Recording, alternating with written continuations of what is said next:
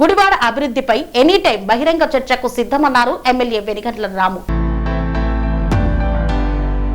కొడాలి ఎప్పుడు వచ్చినా గుడివాడ అభివృద్ధిపై బహిరంగ చర్చకు తాను సిద్ధమని ఎమ్మెల్యే వెనిగండ్ల రాము సవాల్ చేశారు.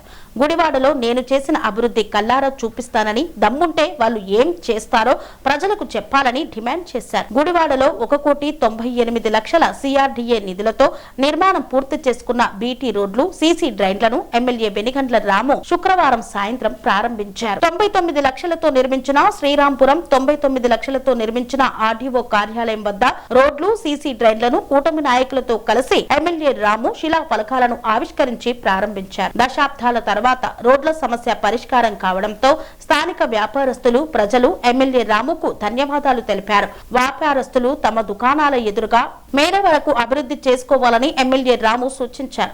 ఈ సందర్భంగా ఎమ్మెల్యే వెనిగండ్ల రాము మాట్లాడుతూ గుడివాడలో రద్దీగా ఉండే 2 రోడ్లను వెడల్పు చేసి అభివృద్ధి చేయడం సంతోషంగా ఉంది అన్నారు. గత పాలకుల నిర్లక్ష్యానికి సంకల్పంతో అభివృద్ధి చేసుకుంటున్నామన్నారు. రోడ్లు, సురక్షిత త్రాగునీటి సరఫరా ఇలా పలు రూపాల్లో గుడివాడలో అభివృద్ధి కనిపిస్తుందన్నారు. వ్యక్తిగత విమర్శలు తప్ప అధికారంలో ఉండగా చేసిన అభివృద్ధిని చెప్పుకోలేని దుస్థితిలో వైసీపీ ఉందని విమర్శించారు. వారి గాలి మాటలను ప్రజలు నమ్మడం మానేశారన్నారు.